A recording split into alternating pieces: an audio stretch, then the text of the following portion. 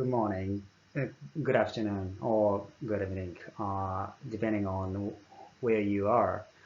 I am Shinichiro Fujimori. I'm one of the members of scientific working group on evaluation and diagnostics in IAMC.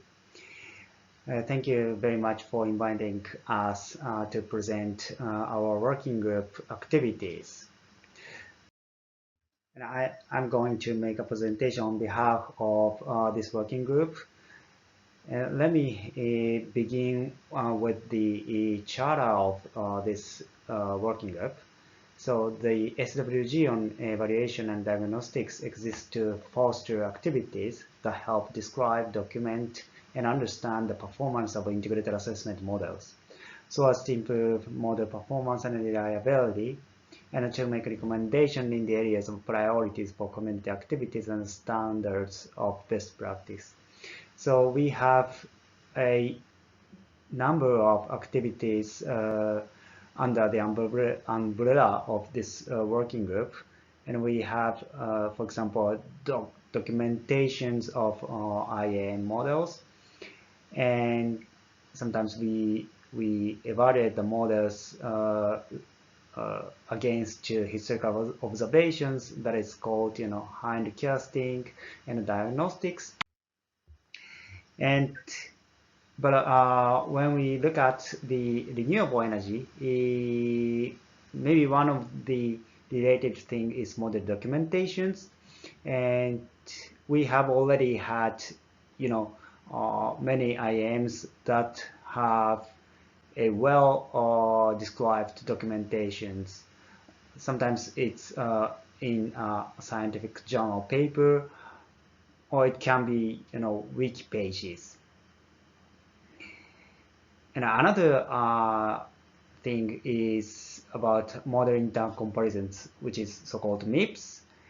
And a few years ago, we had a advance under FP7 European project, where we had a special issue on variable renewable energy in energy economics, led by Gunnar. And there we focused on large-scale variable renewable energy implementation in IAMs, and also we've updated the potential data as well as representation of the variable renewable energy.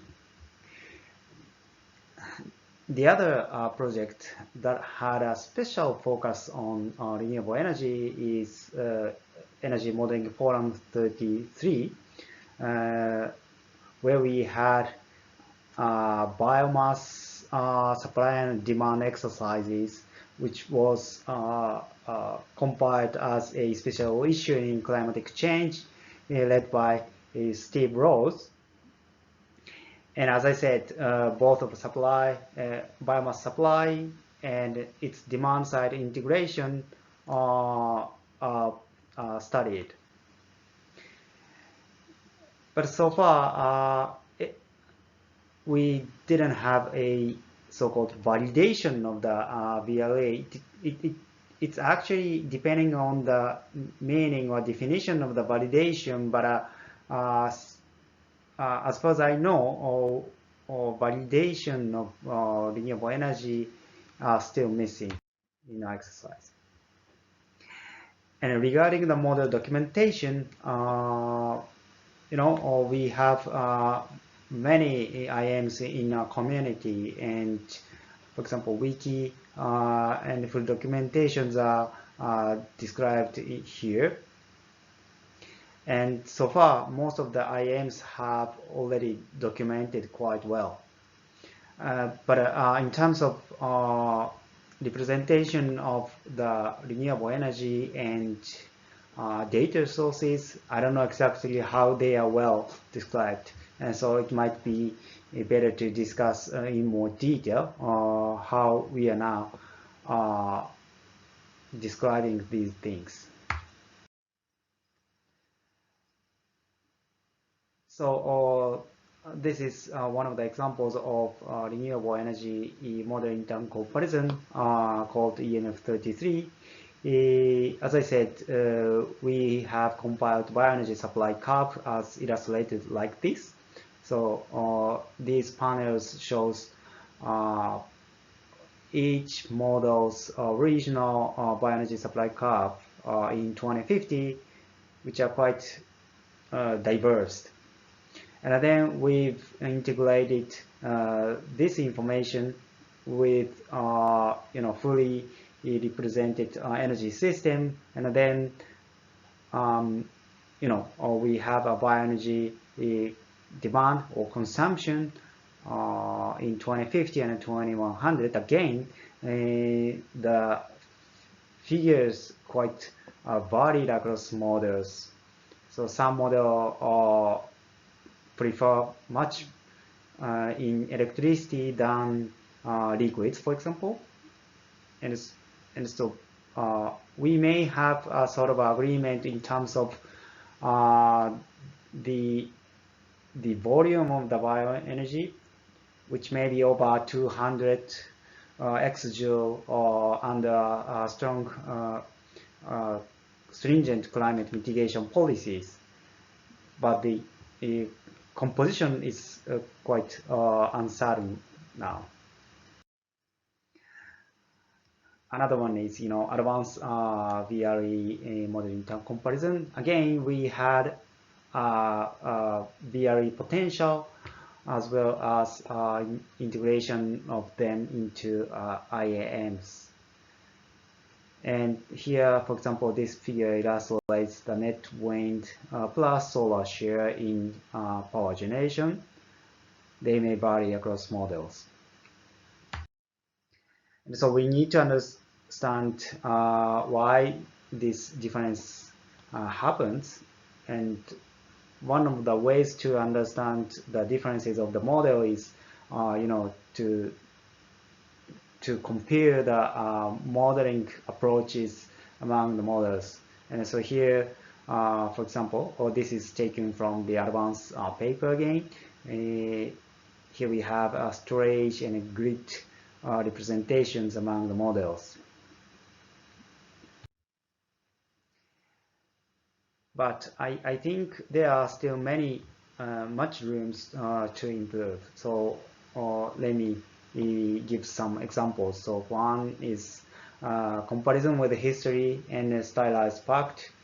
And I think recently there are great progress in variable renewable energy technologies, and the scale of the newly installed renewable energy is quite amazing and changed a lot, and therefore we should somehow validate the trends of the recent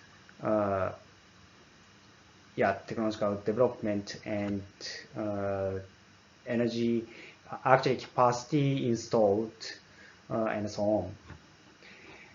Secondly, maybe forthcoming electricity technological evolution and large-scale integration of the variable renewable energy would be a critically important element to explore the climate mitigation policies. And perhaps we need to have some improvement. And so what can be done from the current state-of-the-art IAMs? And what would be the role of the IAMs? And for example, recently I've seen that there are some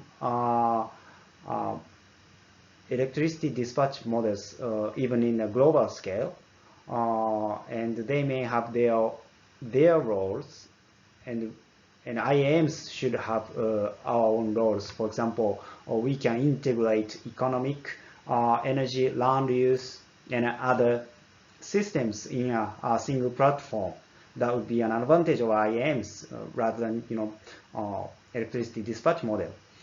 But electricity dispatch model may have another advantage compared to IAMs, and therefore we need to seriously consider what we can do from IAM perspectives. And electricity representation may be improved in the future of the IAMs, and we might need to have better representation in, for example, battery, hydrogen, methanation, superconductive wiring, or demand responses, etc. I don't know exactly what we should go, but it would be worthwhile to discuss what can be done. And regarding the documentation, we have a sort of a standardized way to document our models under the IAMC wiki pages. But looking at renewable energy aspects, we may have some rooms to improve, or we need much more detailed information than now. Finally, the data sharing would be also important. Recently we shared, for example, solar and wind energy potential data in advanced project, and perhaps we can do much more than now. And the resource potential as well as cost information can also be shared, and so that would be the rooms to improve the current state. That's all. Thank you, and I hope you can have a very useful workshop, and I hope we can have a much better model validation, and finally much better models at the end.